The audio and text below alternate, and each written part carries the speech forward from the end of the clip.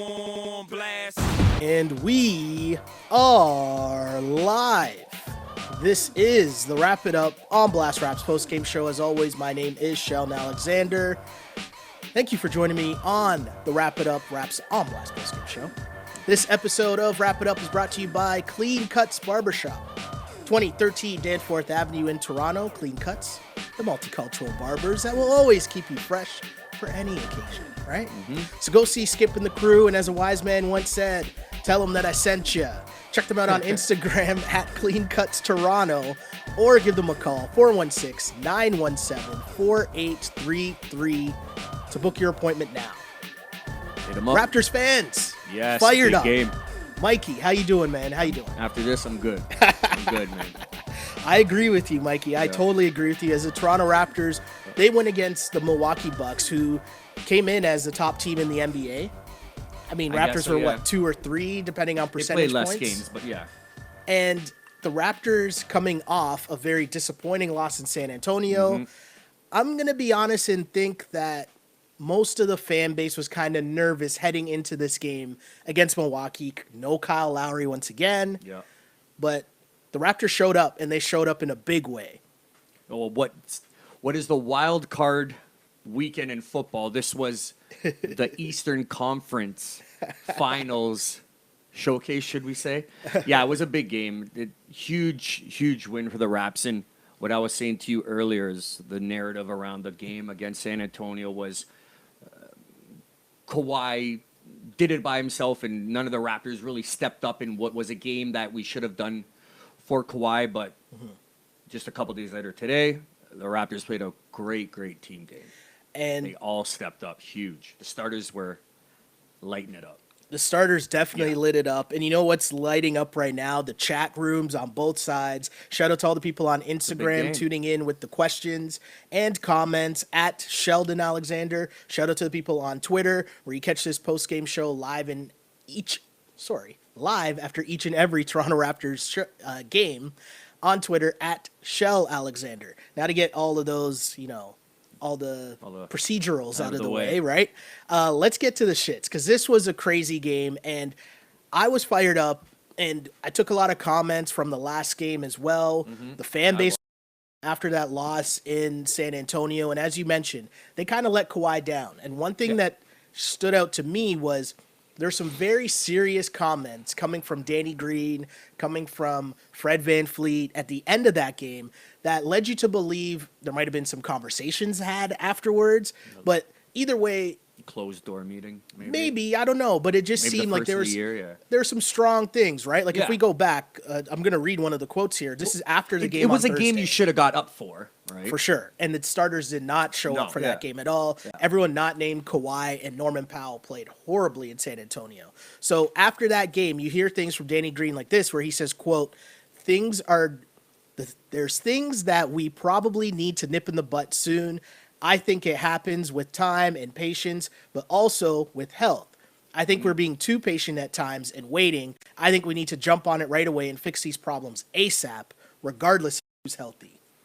Right? And it kind of like, to me, is setting the tone about, then this morning at shoot around, he also says, it seems as if watching some film, we're going to go through the motions a little bit, not being sharp, not coming out the way we need to, or not coming out ready. With help. You mean like just help of the other teammates, help of outside the Like, team? Like I what? think he's saying, with health. With Health. Health, not That's health. my bad. Okay. No. So here's the thing, right? That was gonna be big if you said with No, help. no. That's why I was like, is this a shot So, to the GM? But I yeah, think okay. he's talking to the starters and himself included, right? He said Yeah, he played every team horrible has in that injuries. last game. Yeah. He said he played horribly in that last game, right? He wasn't holding himself out of that. But when you have one of your veteran starters come out and say things that strong in the post game and in shoot around, and then you see the starters all come out and play how crazy they did tonight, did they get the message? Do you think the starters got the message, kind of? Yeah, definitely. And now Danny Green seems to have taken the spokesperson job for the Raptors. Yeah. Lovable veteran. Kawhi's not going to do that. Kyle's salty. So I mean, this wasn't just coming straight from the mouth of Danny Green himself. This was coming from probably like what was somewhat of a closed door meeting. and they all agreed that this is what needs to happen. Danny Green just spoke about it, and yeah, massively. Danny Green had a good game, but Fred VanVleet stepped up huge. So let's not beat around the bush Yeah, here, just right? Let's get go to through it. the What's starters. yeah. So Danny Green, as mentioned, 12 points, 9 rebounds for Danny Green, 2 of 3. Big steals at the end, too. Yeah, 2 of 3 from three-point land. And you mentioned the defense. The whole team Yeah. played great defense, Great. but the starters were the thing that won the game for the Raptors, right? Fred VanVleet. I'm just going to read off the starters. It wasn't even lineups here. close. Yeah. Fred VanVleet, 21 points, 8 assists, 5 rebounds. Freddie was 5 of 8 from three-point land. Yeah. That's massive. Kawhi Leonard, 30 points, 6 rebounds, 6 assists, 5 steals from Kawhi Leonard. Siakam, career high, 30 points, right? Serge Ibaka, 25 points, 9 rebounds, 5 assists. Like, this was all the starters, and the bench, they didn't really get much from the bench. Yeah, guys, the second half, pretty much, I mean, besides maybe DeLon coming in for a couple minutes, it was just those 5. Oh, yeah. It was, yeah.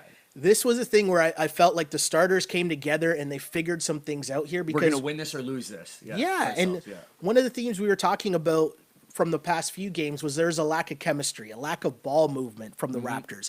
And right away, right out the gate, Milwaukee came out firing. And the Raptors took that first punch.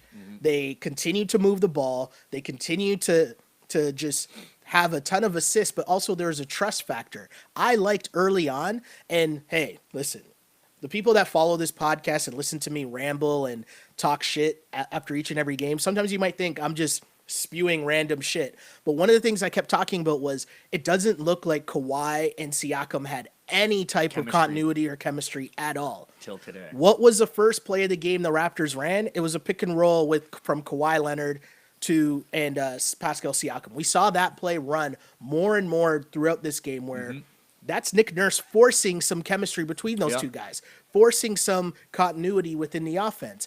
And another career high for Siakam, but the other thing is Kawhi, right? We talked about the past few games Kawhi, I think, we were laughing because Kawhi had 4 assists in like the 4 games. He had 5 assists alone in this game. He's on quite the run, too. And Leo or someone was saying career best, and I don't know the exact stat. It was consecutive games with 20 or more points. I think it's like 16 now. Yeah.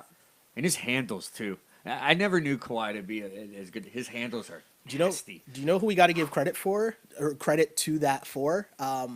Raptors assistant coach Phil Handy. Yeah. Phil Handy. No pun. No, seriously. He's man, a great follow on Instagram. Even LeBron had one of those posts when Kawhi did that crossover.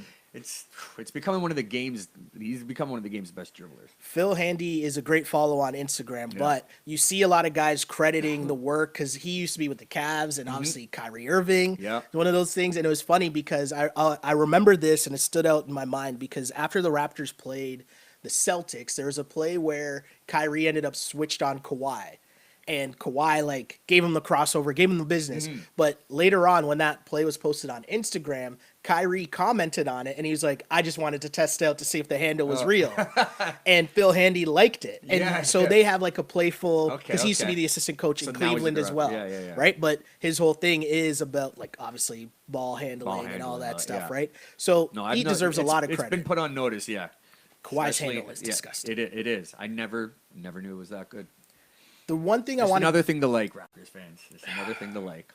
It's funny the swings of the season, right? And I always try to keep things even keel, but I can't lie. I was very upset as a fan, very upset at the end of that Spurs game, just because the team basically no-showed, right? Yeah.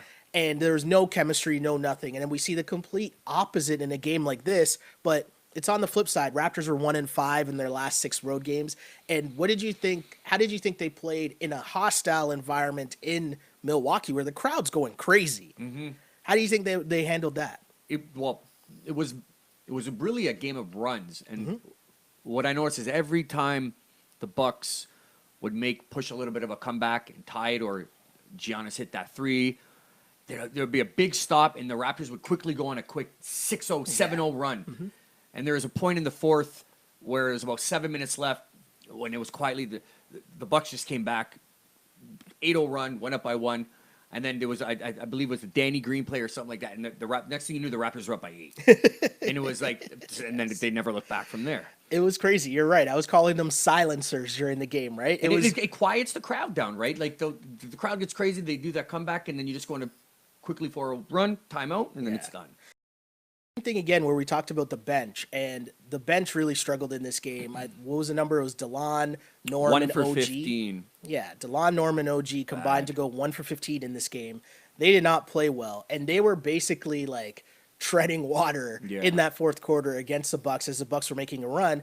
And you mentioned it. I was calling them silencers, but there was a major one where Serge gets the ball, Serge drives, he got a huge and one. He blocked Giannis. Then there was that Giannis play, right? Came back, and then he hit that the three. I think he hit the hit a three, and then yeah. he hit the and one, Yeah. And there's just a quick run right there to sort of stop the bleeding because the Raptors were really, really struggling at that point.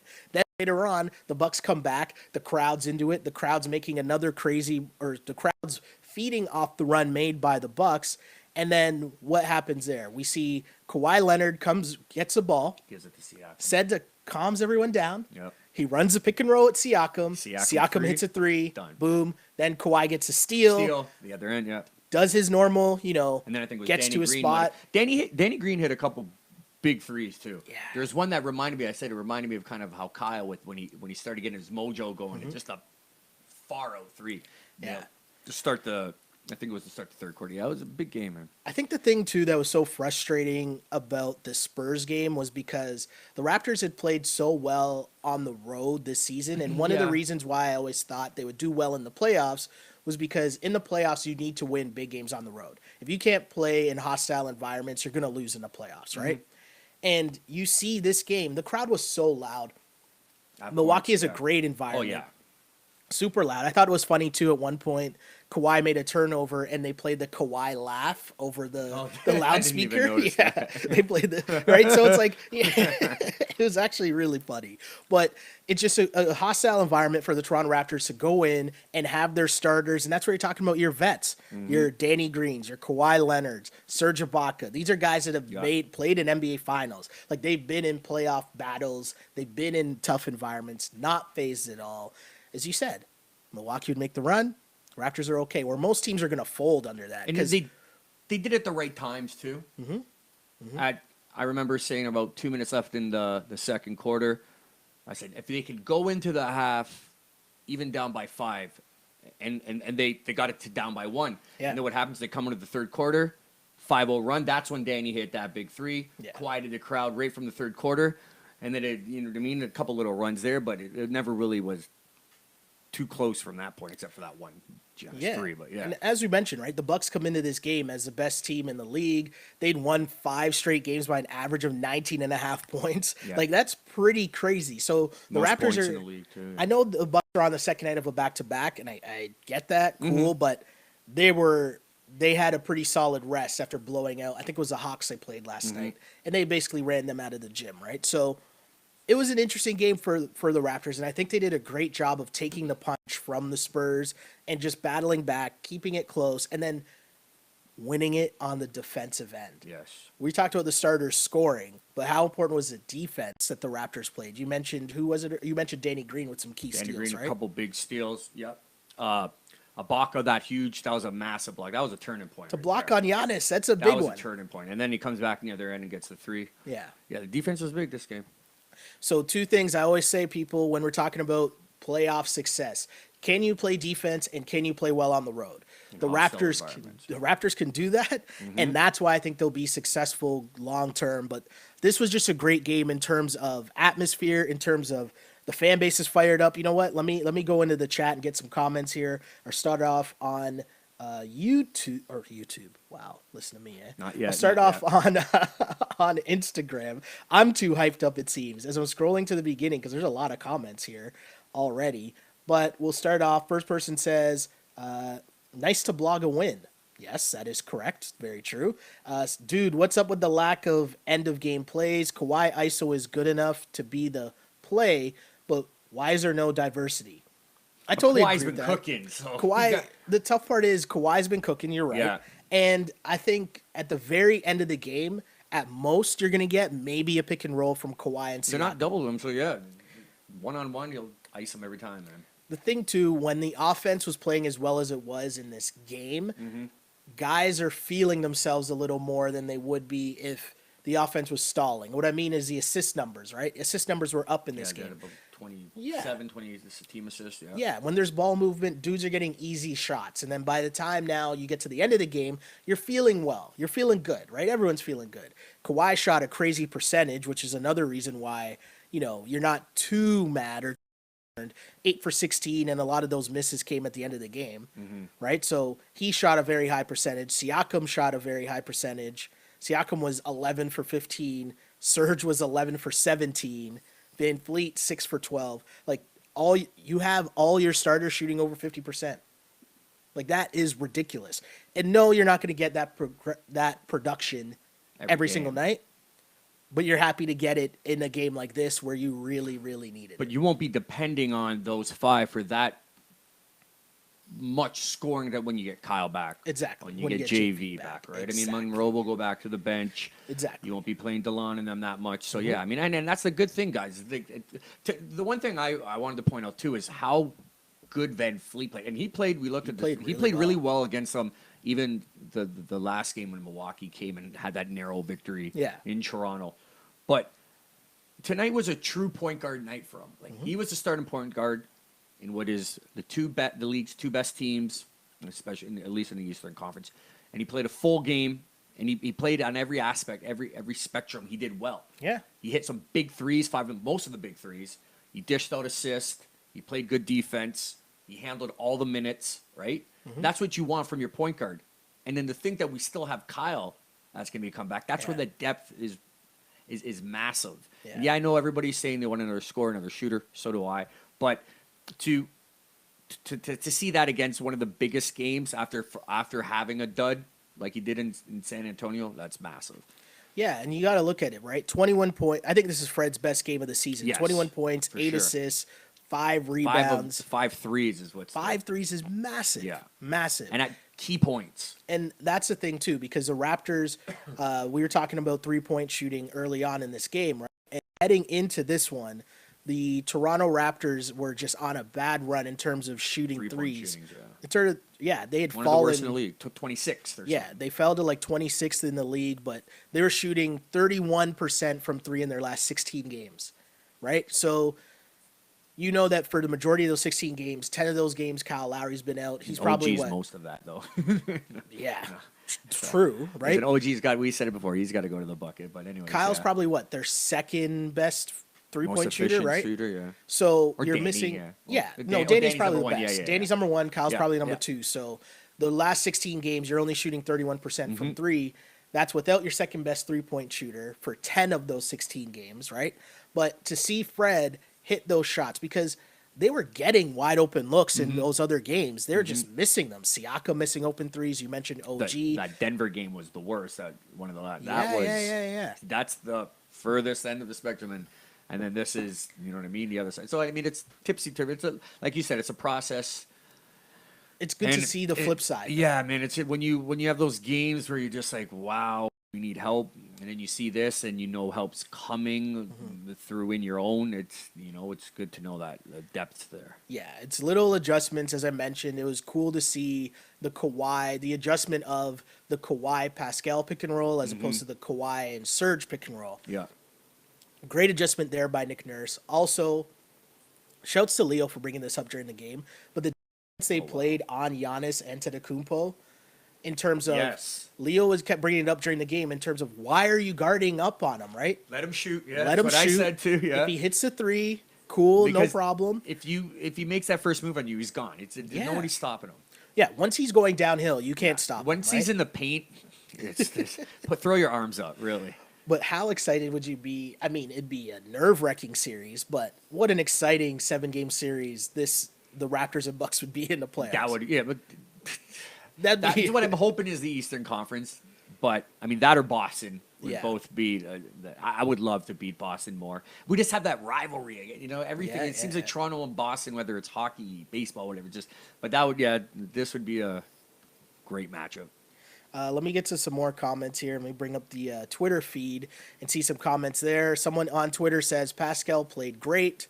Yep. Definitely, as mentioned, career high 30 points from Pascal. He did a little bit of everything. I felt like he was more under control in this game for the most part. We saw a lot more plays where, because my thing with Pascal, and sometimes it's kind of why I hate Twitter as well, because sometimes I'll tweet stuff out and then I'll read it back and it comes off as if I'm like hard on Pascal or I'm hating on Pascal. But my thing is, you get to a point where, and we see it with Norm sometimes too, right? You could literally shoot and get a tough shot off every single time down the floor. Yeah. Right? And so you have to learn the difference between when you do take those tough shots and when you don't take those tough shots. And sometimes Pascal kind of gets out of control and he's kind of chucking it up too much and trying to take those tough. And it's like, slow down, calm down. And I think we saw that in this game where between him and Kawhi, they would drive and they could take that tough shot, but they would pass it out to the other guy. An easier shot, yeah. Exactly, and I thought that. Yeah, really I felt like good. Siakam was the Robin to the Kawhi being Batman. You did mention that, yeah. Yeah, they it's pretty really solid duo. No, they really gelled. Yeah, definitely gelled today. It's kind of like a new age, and I know this is going to sound crazy, and I might get killed for it. So understand that I'm grading this on a curve, but I'm saying it's like the new age Mike and Scotty in the sense of like two guys who are great scorers but also play lockdown defense. Yep. And when they get out there and decide we're going to guard the other team, right? Like. It's shutdown basketball. What I noticed from Siakam too, almost 30 points, but most of his points weren't all coming off of the break, right? He was scoring, like you said, a little bit here, a little bit there, and ones. Yeah. Nice big shots. I don't know how many threes he hit off the top of my head, but I think he hit a couple big ones. Yeah, it was nice to see the diversity in his game. Yeah. Yeah. Definitely.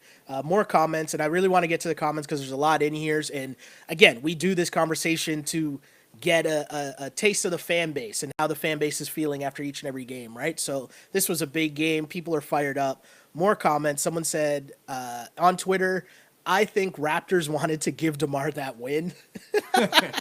You know what I think, honestly? We're going to go back to comments. No, it's all right. When you have two massive games like you do back-to-back with Milwaukee and Indiana that really mean more to you because it's in your conference, in your division, I think once San Antonio just got out to that ridiculous first quarter lead, they tried. But I think they might have said, like, are we really going to push ourselves when we might not? Like, I hope not, but it might have been. It seemed like that might have been the narrative where, like, no, obviously they're not going to want DeMar to have that win. What you're but saying. You know what I mean? Like when it seemed like it might have been impossible almost to come back at one of those points. They made a little spurt. This is talking about the other game, but.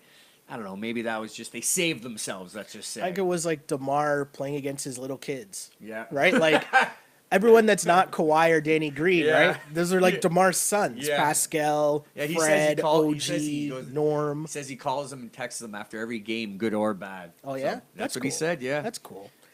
Someone else on Twitter, no CJ equals a win. Yep. Shots fired. Even though maybe the bench could have used CJ today. I don't know.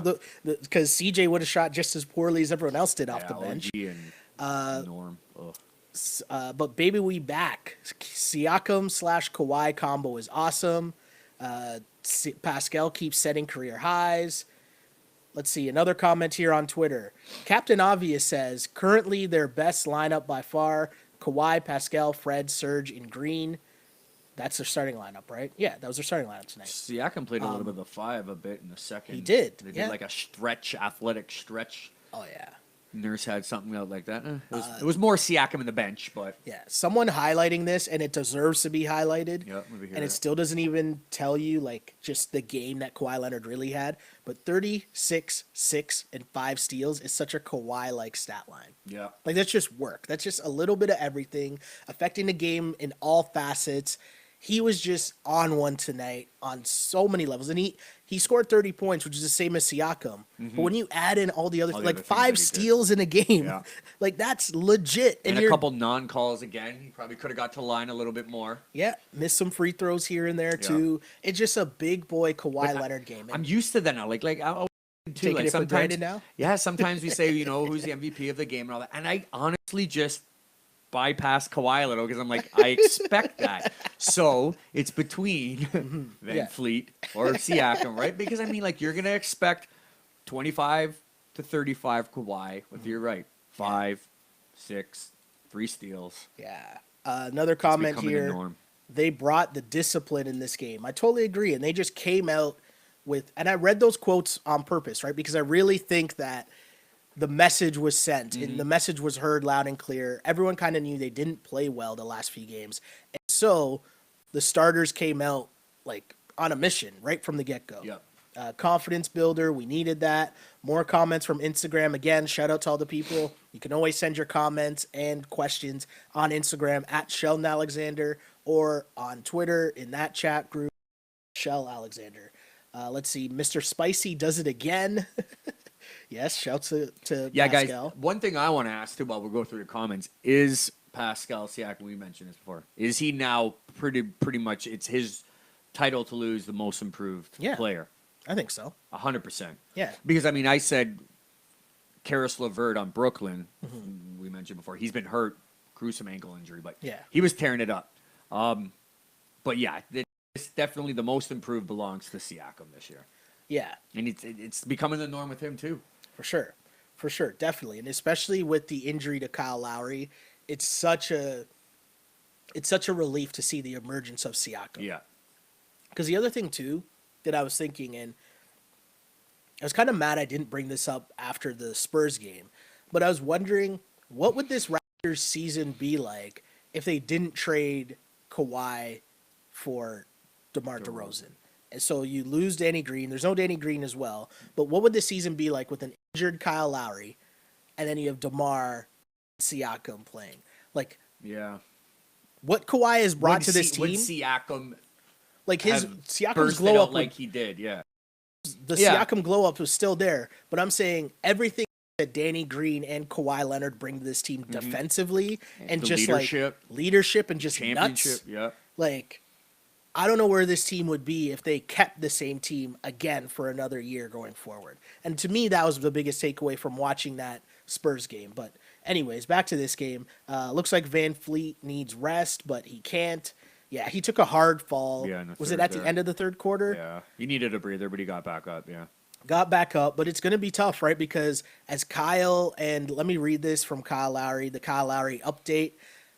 First off, yes, as someone points out on Twitter, happy to see Kyle's support on the bench. I totally agree. It was one of the things I talked about at the end of last game where it was weird to finally see him on the bench when he's been hurt, against the Spurs. Like, that was the first time he showed up on the bench when he was injured. And then if he misses today's game, it'll be like, okay, you just wanted to say what up to your boy. Right? Yeah, come on. So it was good to see Kyle on the bench again, but here's the thing. So the latest update from Kyle, this is from Eric Corrine.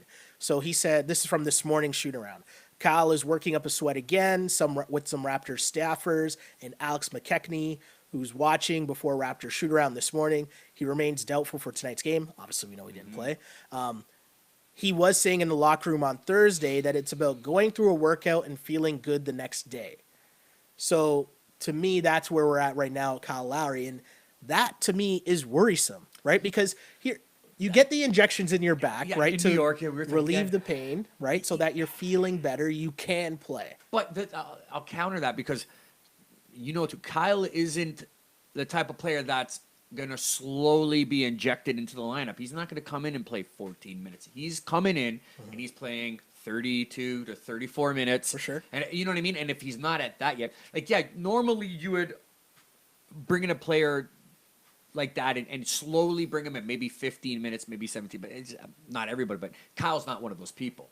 He's going to come in, he's going to take charges, he's going to go full out, he's going to die for balls in the crowd and all that, right? So, I mean, as a Raptor fan, as someone who, like you've been preaching all season, this is a process. I'd rather him come back completely, fully healthy. No, I totally agree with you there. Then bowing down to him and being like, okay, we'll put you in 34 minutes. Are you sure you're okay? You know what I mean? So. No, I agree with you there. I'm more worried with the sense that he's worried about being, I guess, pain-free now the day after a workout. Well, you're not going to be pain-free playing especially during the season. Trying to get 16 wins in June and May, right? Yeah. Right? And that's going to be tough. That's what I'm worried about, right? Like, I know he could probably play right now, and as they're saying, he's worried about how does he feel the next day. So you're right. There's got to be a way where you can pace him out. Hopefully, Kawhi Leonard, they're anticipating, I don't know if the sound has come out yet from post-game, but they're saying pre-game, they think Kawhi might start playing in back-to-backs now. Yeah. Right? So he might play tomorrow. Yeah. I don't know if that's changed after the game. I hope so. It's a big game. They said early that they assume that Kawhi might play tomorrow night. So if he's off the back-to-backs, maybe Kyle will now be on the back-to-back program where he doesn't play on the second night of back-to-backs, right? That might be a smart thing. But again, this was just a much-needed performance from the Toronto Raptors. I think to like just send the message within the room and to see everyone play. This was, I think, the best game we've seen Kawhi Leonard play within the offense. Yeah. Right? Because I felt like we talked about it all the time. He's been getting busy all year. But he's been getting busy on iso ball because he's just that good and can get a shot whenever. I thought the ball was moving around. He was swinging the ball around. Yeah. He was passing up tough shots to get guys easier shots. It was just a great performance by the Raptors. And shouts to the people in the chat because there's still way more stuff in here too.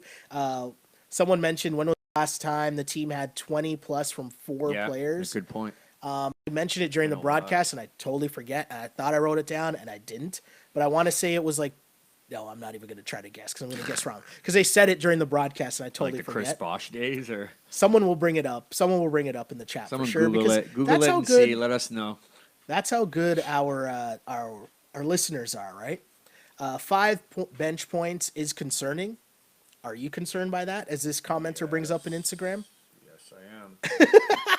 Here's why I'll say I'm not as worried about it, right? And the reason is, to me, your bench is going to struggle because of the injuries, right? And so, again, it's not about how great Kyle Lowry is or how much better Kyle is than Fred or how much better how much better JV is than Monroe. It's not so much about that.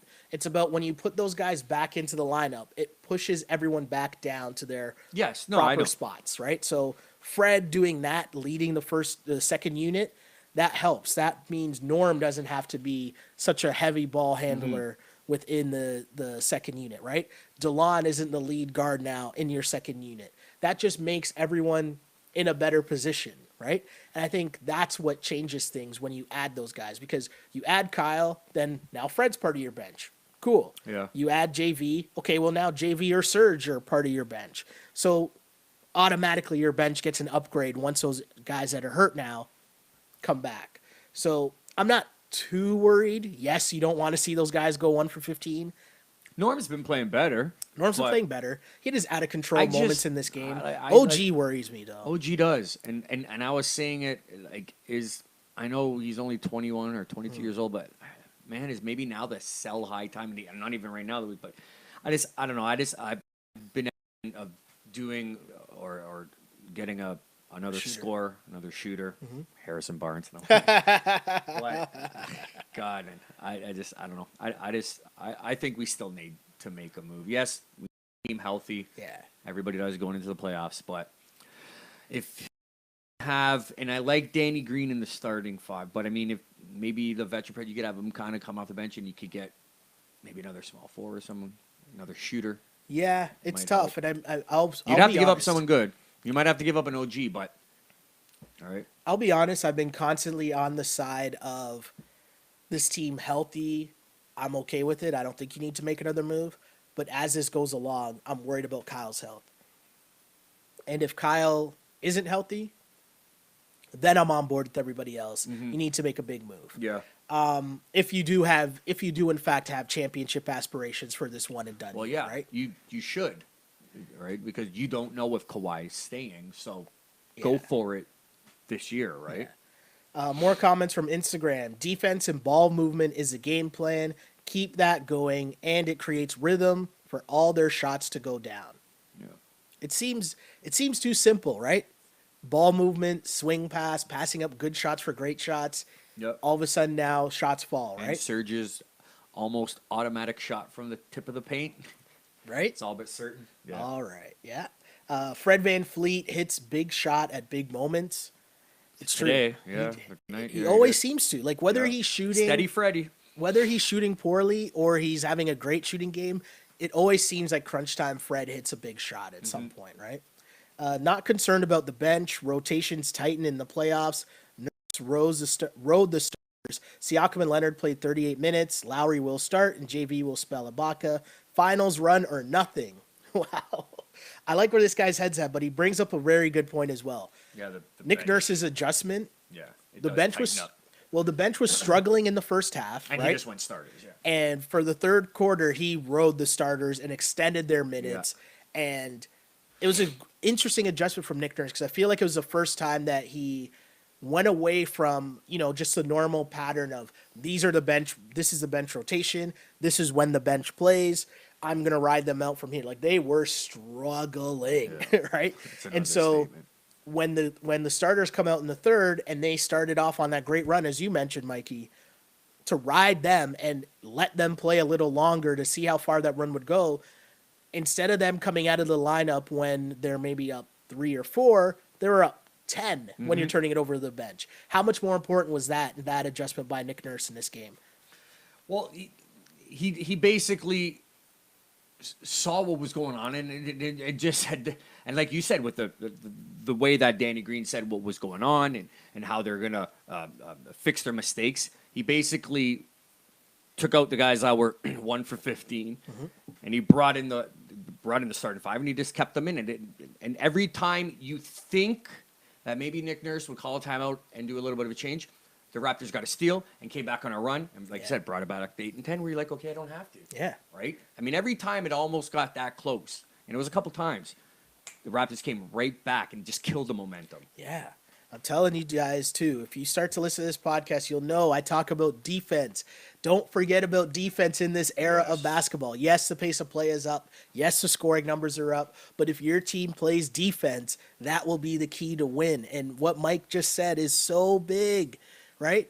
Whenever the Raptors needed a big stop, they got it. Whether it was a ball off a foot, out of bounds, or a steal, the sloppy plays, the Raptors got control of the ball. Yeah. In every aspect. Yeah. Here's a great question from Instagram. This person asks, great win. However, should we get Bradley Beal? This season is do or die, all in Masai. I would love Bradley Beal and the trade talk trade, but no, because you would just have to really, really. So they'd want Siakam. The Raptors aren't going to give up Siakam. And then you don't. Would you give up OG, DeLon, and picks? Yes, but I think Bradley Beal, he has the same problem in Washington right now, where it's when John Wall was healthy, he's out for the season, but it's like, who does the ball go to? And I don't know. We don't know. Will the chemistry be good with him and Kawhi, right? True. Like, I already said this. I'll just call it out right now, what I was talking about earlier. Harrison Barnes, okay? He's on Dallas. They're not making the playoffs yet. He's making $25 million this year, $25 million next year, and then he's a free agent. He's averaging top 10 in 3 points. He's only 26 years old. He's balling lights out right now. Small forward / power forward. You could use him at the 4, sometimes a Bach at the 5. If you could trade out something like that, I would give up maybe an OG. I know it's a lot, but I think Harrison Barnes would be a perfect complement to Kawhi, where he's not a big ego. You know what I mean? He's not one of the bigger players. Now, is Harrison Barnes, like we mentioned, is even available or that? I don't know. Bradley Beal would be great, but you always got to – you can't mess with chemistry, right? And that's something I mentioned even earlier with you, is because the point was, guys, is we're like, man, OG is not scared to shoot. He just even keeps if shooting, but neither is any of them. And you know why? Because the team is pretty even keeled. Like, there's no alpha male in that. Yes, there is on the court with Kawhi, but he's not one of those guys that will, you know what I mean? Come chewing someone out. Right? And you don't want one. I'm not saying Bradley Beal is that, but you don't want one of those to come in and kind of mess that up. I think they have what right now is really good chemistry. They all like each other. I don't know. Yeah. But, so that's just where I would hinder just a bit with the Bradley Beal. Would I want him? Of course. But I think I'd try to get someone a little bit less than Bradley Beal. Right. And won't cost as much. Yeah. The Harrison Barnes thing is interesting. And I think Dallas might be tricking themselves into thinking they can make a run to the playoffs. Yeah, like Luka's having a great Dirk's year. last year or yeah, two. Yeah. They might want to make a run and go to the playoffs, so I don't know if he'll be available in that sense. But if they do slip between now and the trade deadline, and you think, well, you're turning the team over to Luka anyways. One more. Yeah, here's OG to go with them, a good defense. Here's OG. And guys, you might have to throw in someone like Serge to match the money. Yeah, I know, you're right. Do you know what I mean? To match the money to make it work. If it's OG and a pick or whatever, yes, I would take Bradley Beal, but it's going to be Siakam. It's going to be Siakam for and you're sure. Not giving and I'm not doing that. No. Raptors wouldn't give up Siakam. Let's see. How long has the Bucks had the number 1 spot? Come on. It's been back and forth. Over the past like or so, it's been back and forth. Because the Bucks have had an interesting season, right? Like I wrote it down earlier. The Bucks started off 7-0. Then over their next 20 games, they went 11-9. And now their last 10, and then their next 10, they went 9-1. So here's a difference though between the Raptors and the Bucks, whether their record is. Tell me who the Bucks have beaten. Yes, I know the Raptors, but they didn't have Kawhi without the Greek Freak in. And then I'll tell you who the Raptors have beaten without Kawhi in. Yeah, you know what I mean? And there's where the difference lies. I agree. Is the Raptors are a much more deeper team than the Bucks. Yes, they got unbelievable Antetokounmpo. Yeah, Giannis Antetokounmpo. Giannis. But if you and that's why he should be MVP. When they don't have him, they're just a regular NBA team. Where the Raptors, right, without Kawhi, can still hang with most of the teams. Here's an interesting comment from Instagram. I'd like to get your take on this. How are the Bucks allowed to play Kawhi's laugh? Seems like taunting, and no, it's not funny to make fun of him. It's called bullying. It's true. That's an interesting. It's an interesting point. Yeah, you gotta have a little bit of fun with it. I mean, who knows what Kawhi? I don't know what the rules are on that per se. Yeah, it does seem like it might be a little too far overboard, like because it's in game, right? Like, I never heard that. Were they playing it a lot? So it was during the game. The Raptors made a turnover, and then you'd hear the PA announcer say, "Ball to," and then they would just press. It's Bucks ball. We'll see if and then they play the Kawhi. We'll see if Kawhi is asked that after in the post games. Someone else says, I think Van Fleet wanted to show Lowry his progress. He was watching, and it's a glasses emoji. Yeah. I think Kyle and Van Fleet have a pretty good relationship. Yeah. You know what I mean? We see Kyle. We saw it in the last game when Kyle was on the bench, and we saw actually when Van Fleet went down, Kyle was the first person to run over to make sure he was okay and pick him up. I think they have a pretty good relationship, and I think that Freddie's definitely learned from Kyle. Kyle has tried to like sort of mentor Freddie, and Kyle always bigged up Freddie throughout last year. So I think they have a pretty good relationship. Yep. And Kyle understands the importance of Freddie to the team as well. That Montreal kid should have played. Boucher. Yeah, Boucher, everybody's saying that too. People want Boucher, and I think it's an interesting... He should be getting CJ's minutes if CJ does get it. Well, it's probably the Monroe minutes, right? Because he's going to get the 5 minutes. It's like with no JV, you're either going to play Siakam at the 5, you're either going to play a lot of Monroe, or Boucher gets minutes. The Monroe minutes, though, too, is a veteran, right? I like the Monroe minutes. Yeah, you got to have... I like the Monroe minutes. The Raptors might even get one of those buyout veterans at the end, right? And the veteran's going to look and be like, well, you got Monroe and you're not even playing him, so why am I going to come there, right? And you those guys, even if they get a minute or two, just to be in the locker room, right? Yeah. So you got to play Monroe a little bit. I get it. Yeah, Boucher needs to play more. See what he's got. But I just think it's tough, right? And like you got to give the veteran respect. You give the veteran the benefit of the doubt, and plus, I think the matchups of being he is your one traditional center that you have in the lineup, right? Mm-hmm. So there's certain matchups where you need the Monroe minutes more so than you need the Boucher minutes. Now, when they turn over and say we're going to put Pascal at the 5. You're just playing your better players more minutes in a hostile game than giving more bench minutes. And I'm okay with that. More athletic, yeah. I'm okay with that, right? Like giving more minutes to Siakam, giving him 2 or 3 more minutes and giving Boucher 5 minutes, right? Like, I don't know the real benefit of that.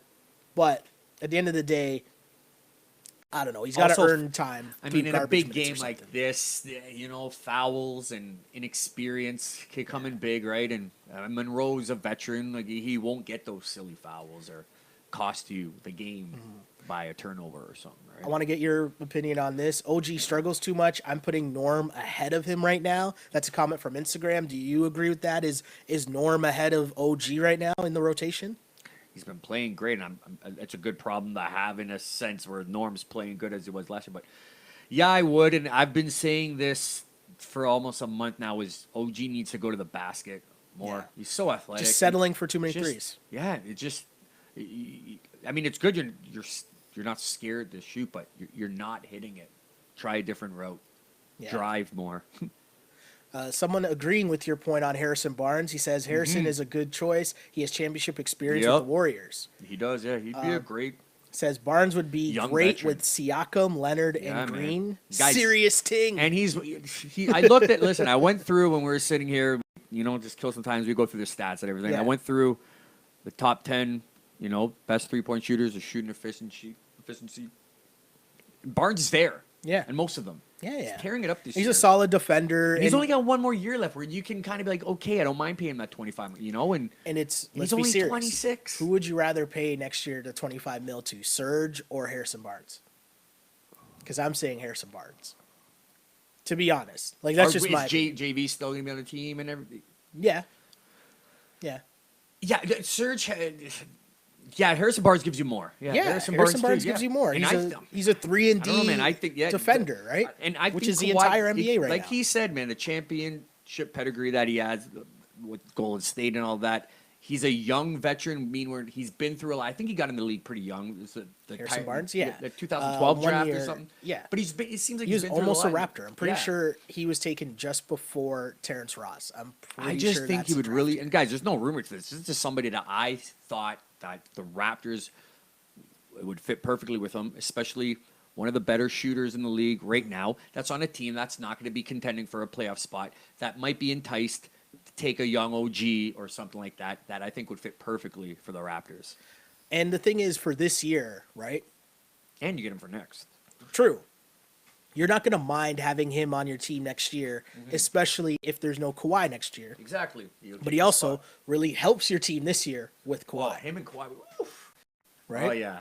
That would be nasty. It's interesting. It's an interesting. I'd rather have him than Beal. I know Beal's better, but I'm just saying just for the chemistry and not having to – you won't have to give up as much for him or a player like him of his caliber instead of a Beal who's a top-end – tearing it up, top 25 player right now, the way he's playing, right? You're going to have to give up a lot for Beal. So what you're saying is we should start rooting for the Mavs to lose more games so that Harrison Barnes becomes available. That'd be great. So Harrison Barnes was in that, what year is this? 2012 Ross, draft. And Harrison Barnes went number 7, just ahead of Terrence Ross. So it went Dame Lillard, Harrison Barnes, Terrence Ross in that draft. Wow. And if I'm not mistaken, that would have been the same draft where the Raptors and Warriors were tied for the same record at the end of the year, and the Raptors lost a coin toss, and that's why the Warriors got the first pick.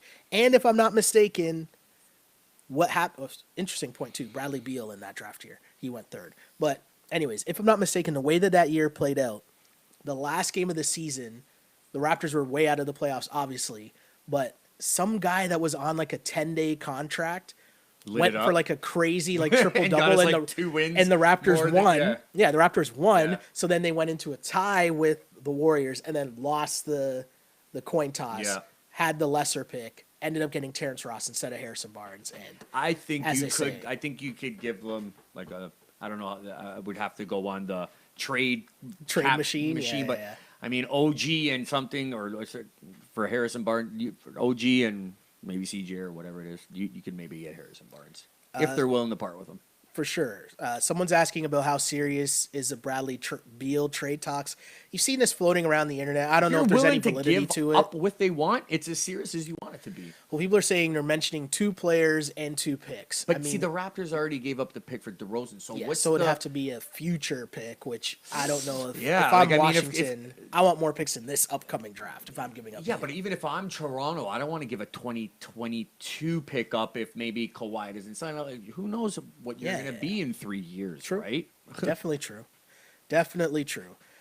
It's an interesting problem to have. And I also think this was a game where you kind of see the peak of the powers of some of the guys in terms of Siakam, in terms of Van Fleet, right? Guys that didn't really have it in a game in a hostile environment, a big boy game on TNT on Thursday, but then they bounce right back and give Kawhi some help, let's say, right? Yeah. But great game for the Toronto Raptors. Again, Raptors win 123-116. Kawhi Leonard, 30 points, 6 rebounds, 6 assists, 5 steals. He had 30 points on 8 of 16 shooting. Just a dumb game by the Raptors. Siakam with 30 points, a new career high. On the flip side, Giannis had 43 points on 16 of 25 shooting. 43 and 18 for Giannis in the L. So the flip side of that is Giannis and James Harden are probably like the 2 MVP candidates right now, I'd assume. And you mentioned it, right? They have Giannis. We have Kawhi. But They don't after have that, much more. the Raptors, Brogdon, like Middleton. you mentioned, the Raptors did it without their second All-Star, right? Yeah. It was an interesting game, and it's showing you just how tough the Eastern Conference playoffs will be, how interesting the Eastern Conference And playoffs Indiana's will be. coming strong too. That's exactly what I was just Started about to to say. No rest reel for the off. wicked, right? Yep, Raptors. that OG Anunoby thing against Yes. Indiana. Oh, yes. Since then, Oh man, they've been lights out. Oladipo's finally back to healthy. Miles Turner's playing. It's going to be a tough game tomorrow. Kawhi better play. yeah, Kawhi. I mean, I don't know what's up with Kyle. You'd assume that because he's going through these hard workouts daily now, or on game days, that he's getting closer to playing. Tomorrow. I think he plays. Hopefully, Yeah. hopefully, or I mean, especially if you think Fred might be banged up. Yeah. Kawhi's going to play on the second night of back-to-back for first time, but also the starters had to play heavy minutes in this game. Maybe Kyle being able to give 20 minutes, right, might help. Yeah, could help. Either way, great game for the Toronto Raptors. Great game for the Wrap It Up podcast. As I mean, the mood is just so much different, right? After a Raptors like big win like that, even though, and I don't mean in terms of good or bad podcast, because I think like when they lose a game like they did against the Spurs, we're still fired up, and that's like entertaining. Yeah. There's still so much to talk about after the losses. Wins with big games like this. This was a big game, especially because we had lost the previous two to Milwaukee. You know, to go in their yard and beat them like this, because we're going to see them in the playoffs. Trust me, guys. Yeah. That was big. This is big. Because the Raptors blew the last game against Milwaukee, Yes, right? They were right there. Three. Kyle missed the three that would have made the Raptors up 6 with a minute to go. And That just all clicked in my head. I remember that too. Brogdon tied it and then hit the go-ahead three. Yeah. So it was a big win for the Raptors in that sense. Again, they were 1-5 in their last 6 road games. Go into a hostile environment in Milwaukee, pull out a big-time victory. Great offensive ball movement, great defense from the Raptors. Withheld some runs, shot some threes. It was a great team victory. I put this win right up there with the other big wins of the season, whether you're talking about the Golden State win, the Golden State win, the Clippers, Lakers wins, like whatever the most impressive wins of the season is, this is definitely one of them. So that's my take. Again, I look forward to what everyone's going to have to say, whether it's on Instagram, whether it's on Twitter, all that, where you can find this podcast live after each and every Toronto Raptors game. But if you missed that, it's okay. Got you covered. It's a podcast, right? You can listen to it later on while you're on your way to the club this Saturday night, or you're doing whatever, or the next Sunday morning. Pro line tomorrow in the morning, right? Listen it up. Something to listen to, which you can find on iTunes, SoundCloud, Google Play, and YouTube. Just search On Blast Podcast. Shout out again to the YouTube community and the podcast community as that continues to grow and blow up, and things are going really well. And again, this doesn't happen without you guys, the listeners, the viewers, helping us through, giving us your take, liking the podcast, sharing the podcast. We appreciate all of that stuff because it doesn't happen without you guys. Community. Shouts indeed. Mikey, where can people find you if they want to hit you up on the socials and get your take week to week? You hit me up on the YouTube page too that we do it. Any comments, questions, stuff that we said you liked or didn't like. Yep. You can hit me up on Instagram if you want. Mike Bello, BELLO_6. Hit me up, guys. And you can find me, Sheldon Alexander, on Instagram, at Shell Alexander on Twitter, live after each and every Toronto Raptors game. And as always, I used to pray for times like this to rhyme like this. This is the Wrap It Up on Blast Raps post-game show. As always, unpolished and unapologetic. Until next time, which would be tomorrow against the Pacers. Big game. Big game. Peace. See ya. On blast.